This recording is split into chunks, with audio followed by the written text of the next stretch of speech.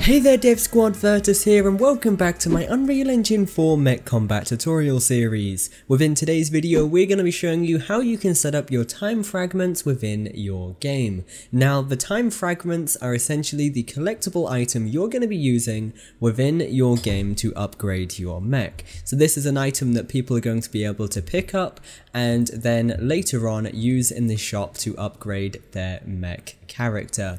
What we're going to be focusing on in today's video is importing the static mesh, setting up the material and creating a pickup item that the player can walk over and will be displayed in the top right hand corner of their heads up display.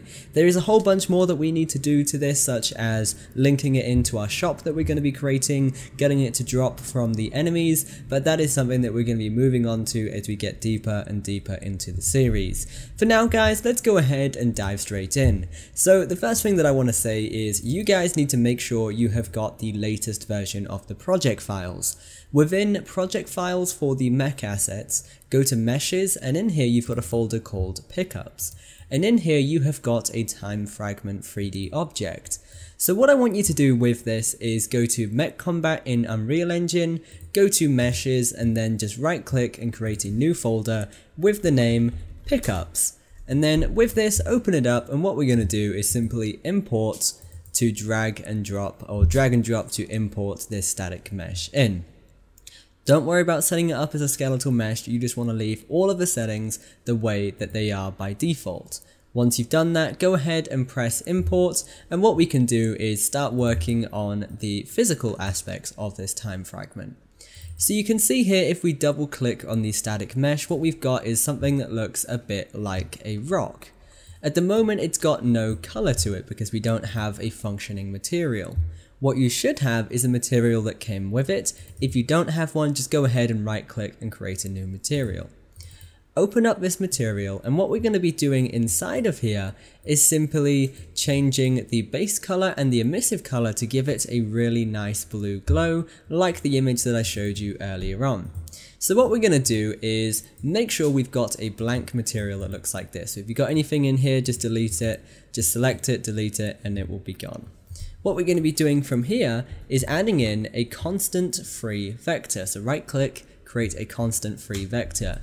What this is going to allow us to do is essentially just put information into one of our inputs here, which is a free vector. Now this free vector is going to be R, G and B, which is red, green and blue, essentially giving us the color that you look for. By default, if you go to the details panel on the left hand side, you can see the RGB values are set to 0, 0 and 0. We want this to have a little bit of blue in there. So what we're going to be doing is setting the B to 1 and then if we leave the rest of the values to 0, what this is going to do is just make it blue. And as you can see in the top left in my preview here, it has now gone blue. What I'm also going to be doing is hooking this up to our emissive color.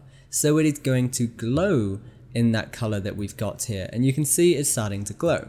If you want it to glow a little bit more, what I'm going to do is set my B up to 15 instead. And once it finishes compiling, you should see a very bright preview of this material. It should be quite nice and it should look a little bit like this. And that is exactly what I want my time fragment to look like. This is what I want my pickup to look like.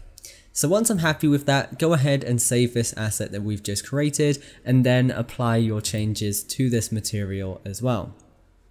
And what this will do, if it's the material that came with this time fragment when you imported it, it's going to automatically assign it. If it hasn't already automatically assigned it, open it up and then within your static mesh, you can just change the material here. So just select the name of the material that you've created. But this is our time fragment for now. So what we're going to do now is jump over to our blueprints panel, our blueprints folder rather. Go to Mech Combat, Blueprints, and in here we're going to create a new blueprint class. This blueprint class is for our time fragment. This is going to be the pickup item. What I'm going to do is give this the name time fragment and make sure this is of the type actor. Now what we're going to do is open this up and put the static mesh in there. And then based on that, we can then start working with some code that when you begin overlapping it, essentially picking this item up, walking over it, we can tell it to add to a variable and destroy this fragment. So in your components panel in the top left hand corner, you want to add a component of the type static mesh. And then with your static mesh, you want to set this to time fragment. So click the little drop down, type in time fragment, and you will get this little time fragment in here. And that is exactly what I wanted from this. What I'm going to do is rotate it so it stands upright like this, and then I'm also going to add in a rotating movement component. And what this is going to do is when it's in the game, it is just going to spin our object around on our z-axis. So if I go ahead and chuck this into my scene, you're going to see exactly what it looks like.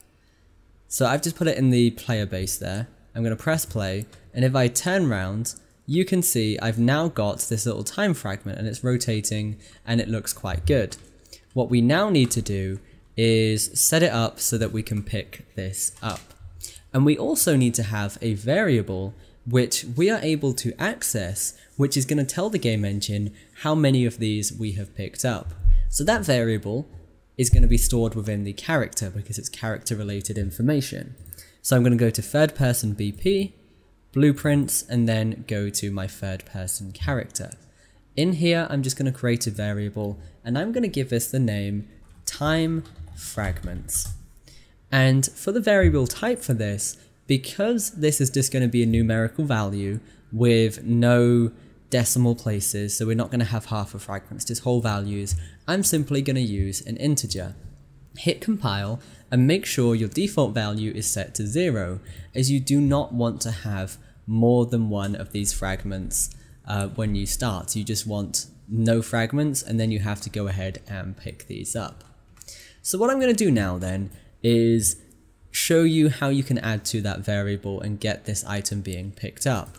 Go back to your time fragment blueprint, and then with this, on event actor begin overlap, what we're going to do is simply cast to the third person character. And as the third person character, we are going to get our time fragments, so get the variable for time fragments, and with this, what we should be able to do is increment our integer.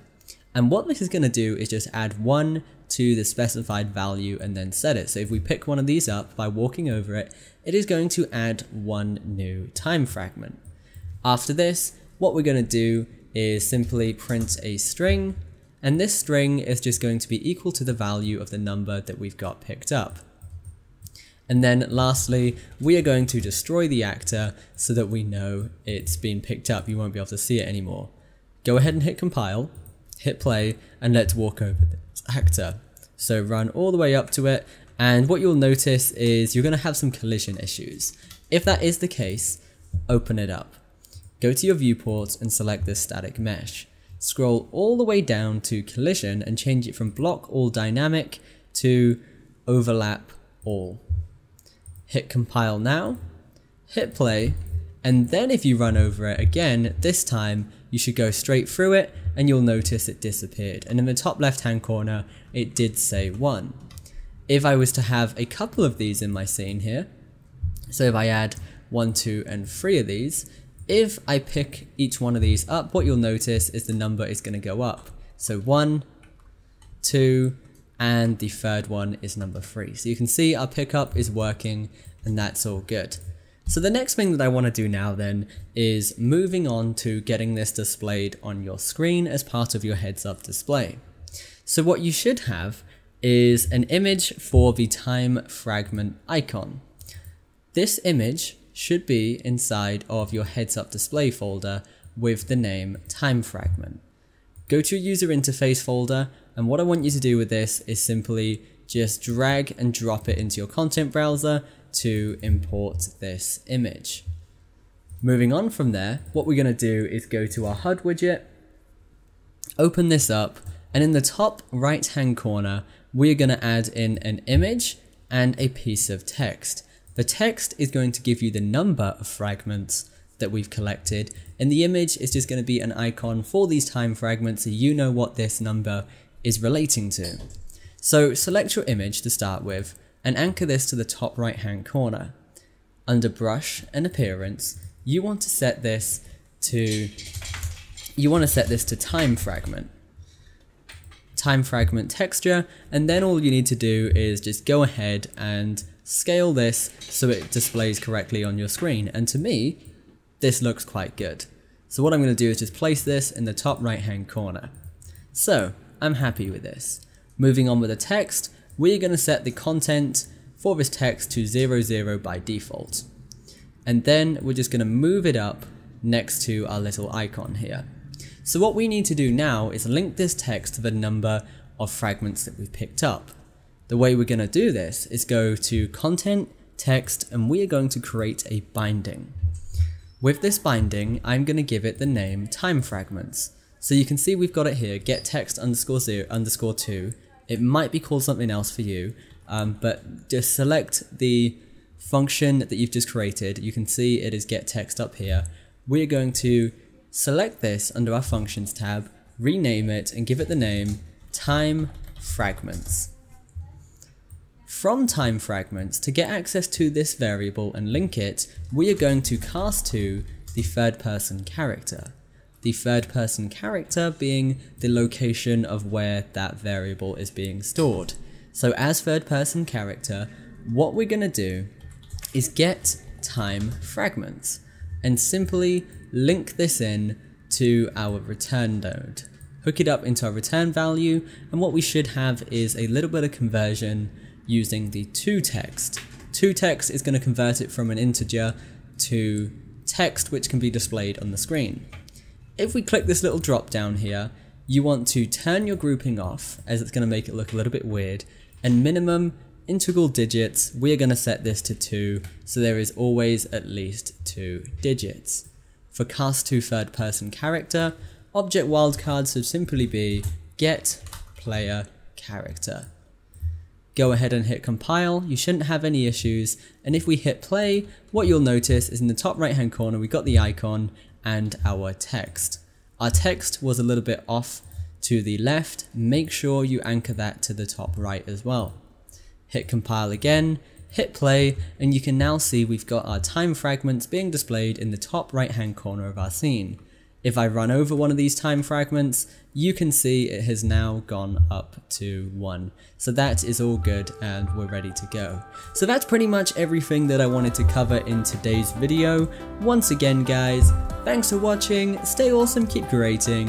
Your boy Virtus, signing out. This video was made possible by my supporters on Patreon. If you want more videos like this, check out my Patreon page using the link in the description. To stay up to date on new releases, make sure you follow us on social media.